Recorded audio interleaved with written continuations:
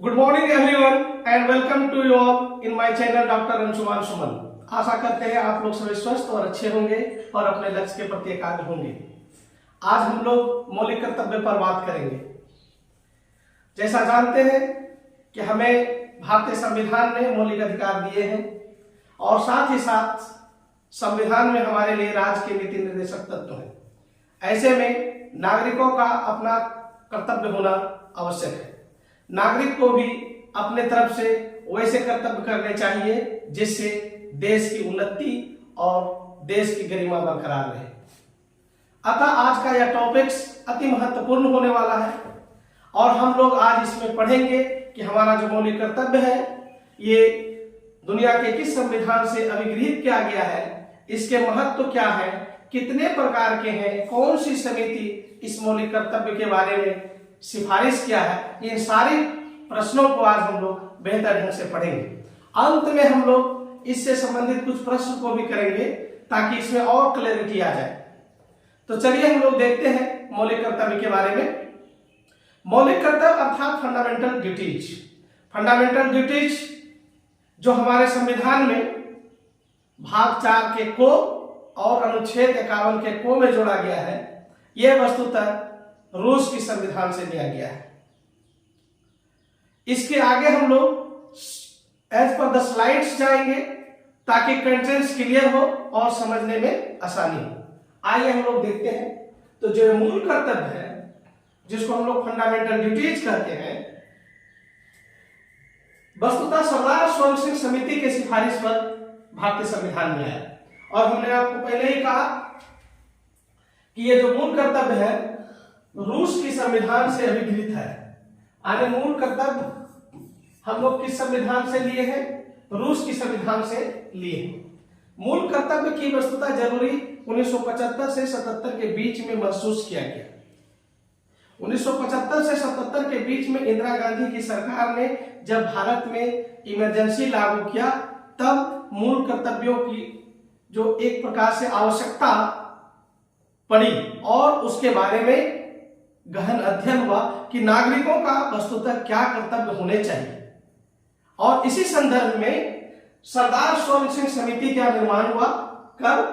1976 ईस्वी में। केंद्र सरकार ने सरदार स्वर्ण सिंह समिति के सिफारिश को स्वीकार कर लिया और 42वां संविधान संशोधन अधिनियम 1976 में मूल कर्तव्य को भाग 4 के को में और अनुच्छेद 51 के को में जोड़ दिया। इस प्रकार से मूल कर्तव्य संवैधानिक प्रक्रिया होगी। इसके आगे के बातों को हम अगले स्लाइड में इस प्रकार से पढ़ते हैं। तो हमने जैसा आपको कहा कि मूल कर्तव्य जो है सरदार स्वर्ण सिंह समिति से के सिफारिश से बना और भारत सरकार ने संसद ने 42वां संविधान संशोधन किया और भाग 4 के को अनुच्छेद 51 को में मूल कर्तव्यों को जगह दिया। भाग 4 का को और अनुच्छेद 51 का को, ये दोनों इंपॉर्टेंट है, इसको याद रखना। अच्छा, यहां पे ध्यातव्य है कि स्वर्ण सिंह समिति ने जो मूल कर्तव्यों की लिस्ट जारी किया था वो मात्र 8 मूल कर्तव्य बताए थे, लेकिन मूल रूप से 10 मूल कर्तव्यों को संविधान में शामिल किया गया।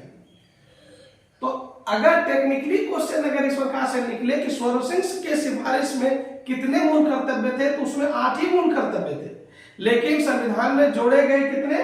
10 मूल कर्तव्य। कितने जोड़े गए? 10 मूल कर्तव्य और वर्तमान में अभी 11 मूल कर्तव्य है। तो मूल कर्तव्यों के संख्या से अगर कोई प्रश्न है तो काफी क्रिस्टल हो गया है कि स्वर्ण सिंह समिति जो बनी थी मूल कर्तव्यों की सिफारिश के लिए, उन्होंने 8 मूल कर्तव्यों को लिस्टिंग किया, 8 मूल कर्तव्यों का सिफारिश किया, लेकिन जो मूल रूप से लागू हुआ उसमें 10 मूल कर्तव्य थे और वर्तमान में आज 11 मूल कर्तव्य। ठीक है,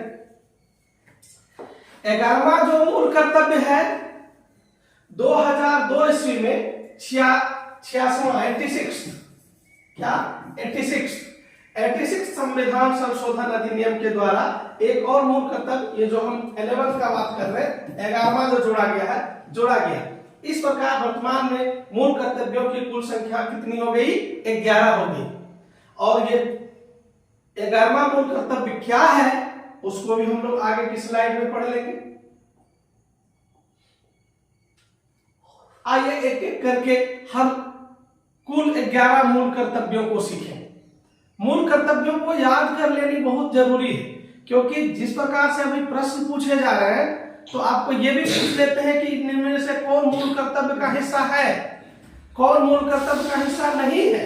ये सारी बातों को यहाँ पे पूछे जा रहे हैं, तो इसलिए 11 ही मात्र मूल कर्तव्य है, तो इसको याद करना बहुत मुश्किल नहीं है और बहुत ही लॉजिकल इसको आप याद कर सकते हैं, पूरी समझ के साथ याद कर सकते हैं। एक बार अगर आप याद कर ले तो दोबारा भूलने की जरूरत भी नहीं।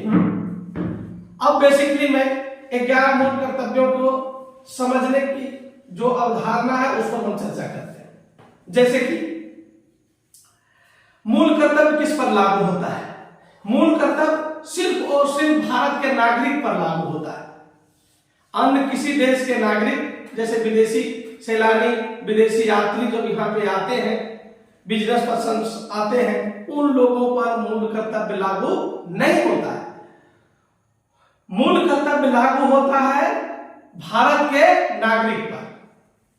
अच्छा, अब देखिए, एक नागरिक को क्या संविधान का पालन नहीं करना चाहिए? हमारे देश का सबसे महत्वपूर्ण ग्रंथ क्या है? हमारा संविधान। निश्चित रूप से नागरिकों को संविधान का पालन करना चाहिए।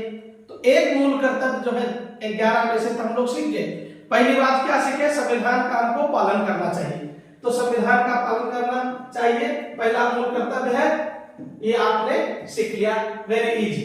अच्छा, संविधान को पालन करने का मतलब क्या है? संविधान में जो प्रोसीजर्स है, संविधान के जो कुछ महत्वपूर्ण गरिमाएं हैं, जो हमारे देश की अस्मिताएं हैं, उन लोगों को, उनको आदर भाव से उसको याद करनी चाहिए और उसके भी जो नियम परिनियम है उसको हमको अभिगृहित करना चाहिए, यानी पालन करना चाहिए। जैसे संविधान का पालन करें, उसके आदर्शों को, संस्थाओं को, राष्ट्रध्वज को, राष्ट्रगान इत्यादि को सम्मान करना चाहिए।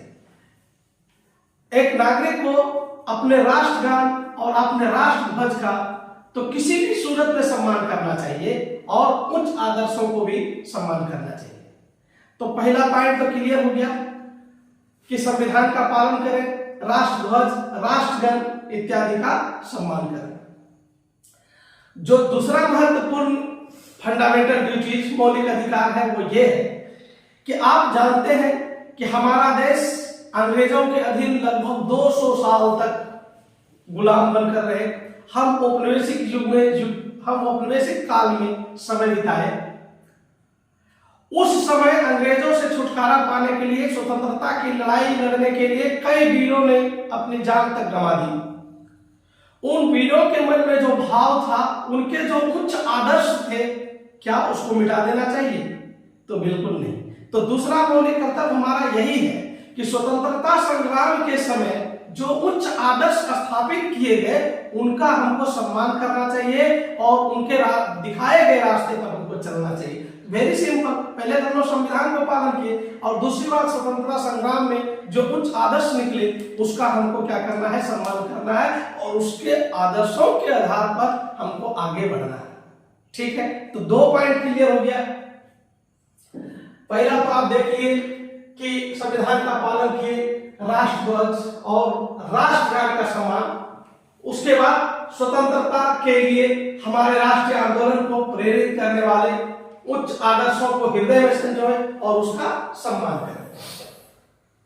तो ये भी 2 पॉइंट आपका क्लियर हो गया। तीसरी बात, देश के नागरिक होने के नाते भारत की संप्रभुता अर्थात देश की संप्रभुता, एकता और अखंडता बनाए रखना चाहिए।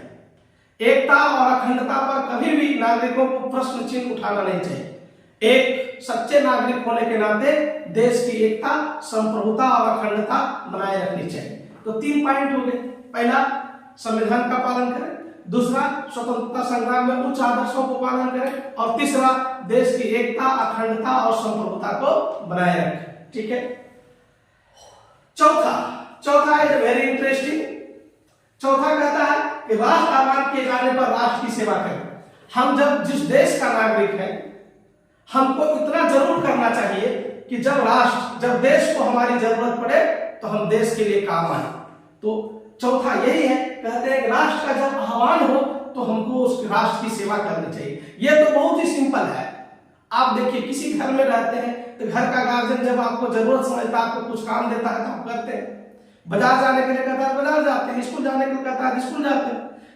ठीक इसी प्रकार से हम देश के सच्चे नागरिक होने के नाते जब देश को हमारी जरूरत हो तो हमें देश की सेवा करनी चाहिए। तो 4 मौलिक कर्तव्य हम लोग सीखे बहुत इजी से और बहुत क्रिस्टली। जैसे कि पहला हमने सीखा कि हमें क्या करना चाहिए, संविधान का पालन करना चाहिए। दूसरा हम लोग ने क्या सीखा, दूसरा हम लोग ने सीखा कि जो स्वतंत्रता के उच्च आदर्श है उसको संजोए रखना चाहिए और उसके आदर्श पर चलना चाहिए। तीसरा हमने सीखा कि देश की एकता, अखंडता और संप्रभुता बनाए रखनी चाहिए। चौथा, जब राष्ट्र मुझे काम दे तो हमें काम करनी चाहिए। ठीक है। नेक्स्ट का जो हमारे पास फंडामेंटल जो चीज है उसको हम यहां देखते हैं। देखिए, एक सच्चे नागरिक होने के नाते देश में भाईचारे की भावना को फैलाना चाहिए। भाईचारे के भावना को फैलाने से जो सामाजिक तनाव होता है वो दूर हो जाता है और कई ऐसे मुद्दे भाईचारा की भावना से बड़ी विकट से विकट समस्याएं का समाधान हो जाता है।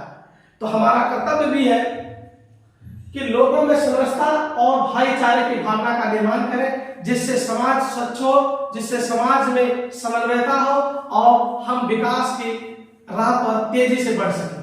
इसलिए ये बहुत महत्वपूर्ण बात है नागरिकों के लिए कि हम लोग आपस में भाईचारा बना के रखें। ठीक है। तो ये 5वां मौलिक कर्तव्य था। छठा बहुत ही महत्वपूर्ण है। क्यों? कि हमारे सामाजिक संस्कृति की गौरवशाली परंपरा का महत्व समझे और उसका परिरक्षण करें। स्वाभाविक रूप से कोई भी व्यक्ति दुनिया का अपनी आइडेंटिटी नहीं खोना चाहता है। भारत की सभ्यता, संस्कृति और परंपरा बहुत ही रिच रही है, बहुत ही धनी रहा है। भारतीय संस्कृति दुनिया के लिए अनुकरणीय है। तो हम एक नागरिक के रूप में अपनी संस्कृति को क्यों नहीं अक्षुण्ण बना के रखेंगे? ये हमारा मौलिक कर्तव्य है। हम अपनी संस्कृति और परंपरा को बचा के रखें ताकि आने वाली पीढ़ी हमारी संस्कृति और परंपरा पर गौरव कर सके और लोग हमारी संस्कृति और परंपरा को सीख सके। इसलिए हमारी संस्कृति और परंपरा की रक्षा करना हमारा कर्तव्य है। तो ये महत्वपूर्ण है, संस्कृति और परंपरा को बचाना। 7वां जो मौलिक कर्तव्य है, आप जानते हैं आए दिन और आज के समय में ये बहुत बड़ा मुद्दा है, पर्यावरण की रक्षा।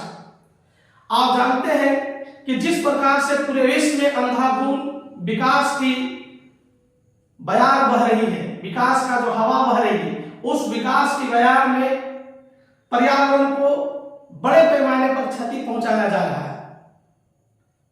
भारत एक ऐसा देश है जो पर्यावरण को अपना मित्र समझता है और हमारा भी मूल कर्तव्य है कि हम लोग सभी पर्यावरण की रक्षा करें।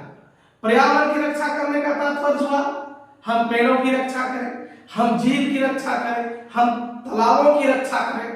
तो पर्यावरण की रक्षा भी हमारा क्या है? मौलिक कर्तव्य है। जैसे कि पर्यावरण की जिसके अंतर्गत वन, झील, नदी और वन्य जीव रक्षा करें, उसका संवर्धन करें तथा प्राणी मात्र के प्रति दया का भाव रखें। यह हमारा मौलिक कर्तव्य है। क्यों? कि हम पर्यावरण की रक्षा करें। पर्यावरण में वन है, वन की रक्षा करें, नदी की रक्षा करें, तालाब की रक्षा करें। प्राणी जो भी है, मनुष्य के अलावा भी कुछ प्राणी है, जानवर है, उसके प्रति हम लोग दया की भावना रखें। ठीक है। तो इस प्रकार से हम लोग सीखे 7वां मौलिक कर्तव्य। 8वां मौलिक कर्तव्य कहता है कि हमें वैज्ञानिक दृष्टिकोण, ज्ञान, शिक्षा का बढ़ावा देना चाहिए। यह स्वाभाविक ही है। किसी देश की उन्नति के लिए वैज्ञानिक दृष्टिकोण अति आवश्यक है, ज्ञान अति आवश्यक है। इसलिए हम लोग का फर्ज है, नागरिकों का फर्ज है कि वैज्ञानिक दृष्टिकोण, मानववाद और ज्ञानार्जन भावना का विकास करें। तो बहुत ज्यादा टफ नहीं है और बहुत सुंदर ढंग से आप इसको समझ सकते हैं। तो यहाँ हम लोग जो पढ़े 5 से लेकर के 8 तक में, सबसे पहला 5वां हम लोग भाईचारा पढ़े, दूसरा हम लोग संस्कृति और परंपरा की रक्षा करें, तीसरा में पर्यावरण की रक्षा करें, और यहाँ पे इस स्लाइड के आधार पर जो चौथा है उसमें हम लोग कह रहे हैं कि हम लोग वैज्ञानिक दृष्टिकोण और मानववाद और शिक्षा और ज्ञान की बढ़ावा या विकास की बात करें। यह हमारा नागरिक कर्तव्य है। और जो कुछ नागरिक कर्तव्य बचे हैं उसको हम अगले स्लाइड में देखते हैं। आइए अब हम लोग 9वां में देखते हैं। 9वां में क्या है आप देखिए, देश में और देश के कई सार्वजनिक संपत्तियां अत्र तत्र पड़े हुए हैं। हम एक सच्चे नागरिक के रूप में सार्वजनिक संपत्ति का विनाश न करें, सार्वजनिक संपत्ति का संवर्धन करें, यानी उसकी रक्षा करें। सार्वजनिक संपत्ति बेसिकली किसी का है नहीं, ये सभी लोगों का है, पूरी जनता का है। और सार्वजनिक संपत्ति का यदि विनाश होता है, यदि उसकी बर्बादी होता है, तो निश्चित रूप से जो हमारा जो विकास का गति है वो अवरुद्ध होगा। ऐसे में हम लोग सभी का अपना मौलिक कर्तव्य है कि हम सार्वजनिक संपत्ति की रक्षा करें। नेक्स्ट हम लोग देखते हैं 10। अब हम लोग जब इतनी बातों को कर लिए, संविधान का सम्मान करें, ठीक है, एकता बनाए रखें हम लोग, ठीक है, पर्यावरण की रक्षा करें, वैज्ञानिक दृष्टिकोण रखें, ठीक है, भाईचारा रखें इत्यादि, जब कई सारे मौलिक कर्तव्यों को हमने भली भांति जब समझा, तब हमको एक बहुत महत्वपूर्ण बात हुआ कि देश आगे कैसे बढ़ सकता है। तो कभी कभी आपको व्यक्तिगत प्रयास करने पड़ेंगे देश के लिए, और कभी कभी सामूहिक प्रयास करने पड़ेंगे। तो दोनों प्रकार के प्रयास जो है हमारे मौलिक कर्तव्य में माने गए। जैसे कि देखिए, आप पढ़ के देखिए, व्यक्तिगत और सामूहिक गतिविधियों के सभी क्षेत्रों में उत्कर्ष की ओर बढ़ने का सतत प्रयास करें, जिससे राष्ट्र निरंतर बढ़ते हुए प्रयत्न और उपलब्धि की नई ऊंचाइयों को छूने में सक्षम हो। आप सोच रहे होंगे कि व्यक्तिगत विकास से देश का क्या लेना देना है। आप अगर व्यक्तिगत रूप से भी अगर ऊंचा स्थान प्राप्त करते हैं, देश विदेश में नाम रोशन करते हैं, देश विदेश में अच्छे काम करते हैं, तो ये वस्तुतः देश के संवर्धन और विकास में ही काम आएगा। इसलिए व्यक्तिगत प्रयास भी क्या है, देश के हित में।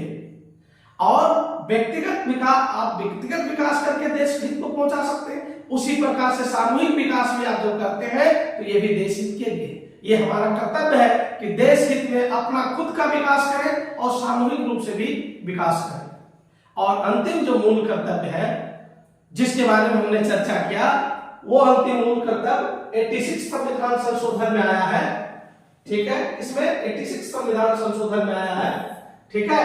और इसमें यह कहा गया है कि 6 वर्ष से 14 वर्ष तक की उम्र के बीच अपने बच्चे को शिक्षा का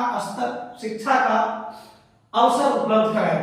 जनरली ऐसा भारत में देखा गया कि बड़े पैमाने पर 14 वर्ष से कम बच्चे छोटे छोटे कुटीर उद्योग और कभी कभी खतरनाक उद्योगों में भी काम करते देखे गए, जिससे उसका क्या हुआ कि उसका मानसिक विकास और शारीरिक विकास नहीं हो पाया। वस्तुतः बच्चे जो हमारे हैं वो देश की संपत्ति है और बच्चे पर ही देश का भविष्य टिका रहता है। तो अगर बच्चा कैपेबल और योग्य होगा तो आगे चलकर के देश की उन्नति के लिए वो बहुत ही सकारात्मक कदम उठाएंगे। इसलिए बच्चे का निर्माण करना बहुत इंपॉर्टेंट है। बच्चा जो है हमारा योग्य हो, बच्चा हमारा कैपेबल हो और बच्चा में वो ताकत हो कि देश की विकास में गति दे और देश की जो संप्रभुता है, देश की जो अन्य बातें हैं उसकी वो रक्षा कर सके। इसलिए उसमें शिक्षा की जरूरत है। अब शिक्षा आप जानते हैं सबसे बड़ा अंतर है लोगों को मजबूती और लोगों के मानसिक विकास के लिए।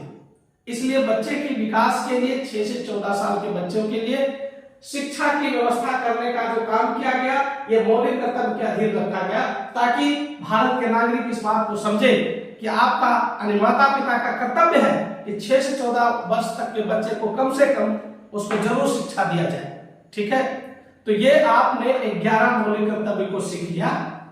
आपके लिए अभी टेस्ट है, तो हम कुछ टेस्ट का क्वेश्चन निकालते हैं। आप लोग देख रहे हैं तो आप लोग जवाब करते जाइएगा और बीच में हम जवाब देते भी जाएंगे। आइए टेस्ट के क्वेश्चन को देखते हैं।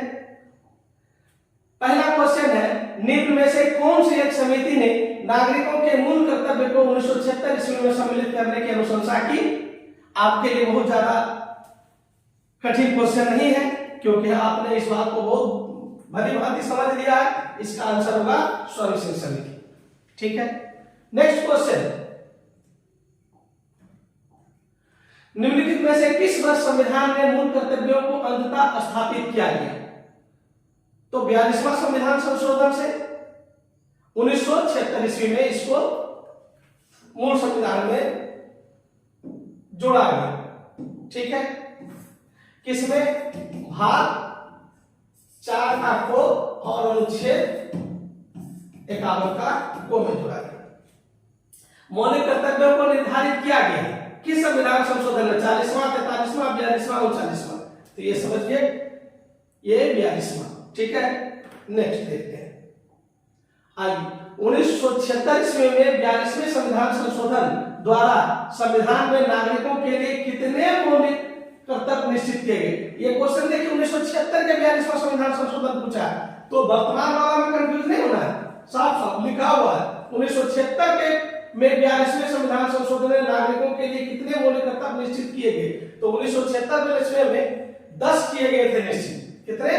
10 किए गए थे, और वर्तमान में 11 है। ठीक है, संविधान के किस भाग में मूल कर्तव्यों के अध्याय को जोड़ा गया? तो भाग 4 का को। ठीक है, नेक्स्ट, संविधान में उल्लिखित मौलिक कर्तव्य किसके लिए है? सभी व्यक्ति के लिए है। हम बार बार बात किए, ये सभी व्यक्ति के लिए नहीं है, सभी नागरिकों के लिए है, केवल गैर नागरिकों के लिए है, केवल केंद्रीय और राज्य कर्मचारियों के लिए। तो हम बार बार बात किए नागरिक, हम सभी व्यक्ति की बात नहीं किए, जो सिटीजन है उसकी बात किए। सभी व्यक्ति तो हो ही नहीं सकता, बाहर से आने वाले और भी अन्य व्यक्ति होते हैं। तो इसमें करेक्ट आंसर होगा बी। तो ये सब जो प्रश्न आ रहे हैं, इसको भली भांति पहले समझना है, इसकी प्रकृति को, क्या पूछा जा रहा है उसके आधार पर आंसर करना है। इसका सही आंसर होगा सभी नागरिकों के लिए, सभी व्यक्ति के लिए नहीं। निम्नलिखित में से कौन सा एक मौलिक कर्तव्य नहीं है? मौलिक कर्तव्य नहीं है, राज्य का आज्ञा पालन करना, कानून का आज्ञा पालन करना, समाज का आज्ञा पालन करना और करों के अदाय। ये थोड़ा समझ पर आधारित था। देखिए, राज्य का आज्ञा पालन, हम जब संविधान का आज्ञा पालन कर रहे हैं तो राज्य का आज्ञा पालन हो ही गया। कानून का आज्ञा पालन, तो कानून तो हम लोग को पालन करना ही चाहिए। जब हम देश की संविधान को पालन कर रहे हैं, कानून का आज्ञा पालन कर रहे हैं। समाज का आज्ञा पालन, समाज सभ्यता और संस्कृति का हम लोग बोले कि हम अच्छुन बना कर रखेंगे, समाज को भी हम पालन करते हैं। लेकिन ये वाला पॉइंट जो है, करों की अदायगी, ये कहीं से भी मौलिक कर्तव्य का हिस्सा नहीं है, ये समझदारी पर आधारित था। तो इस प्रकार से भी क्वेश्चन आपको पूछे तो आप सेंसेबल हो जाए और इसको अच्छा से समझे और सही आंसर करें। इसका आंसर होगा करों की अदायगी। नहीं पूछा है। भारत के संविधान के किस अनुच्छेद में मौलिक कर्तव्य की चर्चा? अनुच्छेद आपको क्लियर याद हो गया है, 51 का ये। ठीक है, निम्नलिखित में से कौन सा एक मौलिक कर्तव्य नहीं है? फिर से पूछा है, मौलिक कर्तव्य नहीं है। संविधान का पालन करना, ये तो है ही। देश की एकता अखंडता की रक्षा करना, ये भी है। धर्मनिरपेक्षता का पालन करना, हमने कभी भी मौलिक कर्तव्य में धर्मनिरपेक्षता जैसी बात को अभी नहीं किया। आगे चलकर हम देखते हैं, इसमें डाउट लगा देते हैं। सार्वजनिक संपत्ति को सुरक्षित रखना, ये तो बिल्कुल है। तो इसका मतलब ए, बी और डी तो है, नहीं कौन है? तो सी, धर्मनिरपेक्षता का पालन करना। धर्मनिरपेक्षता जैसी बात को हमने कभी मौलिक कर्तव्य में जोड़ा ही नहीं। ठीक है, थैंक यू वेरी मच। आज भर के लिए बस इतना सा ही। अगर वीडियो अच्छा लगे तो शेयर एंड सब्सक्राइब करें।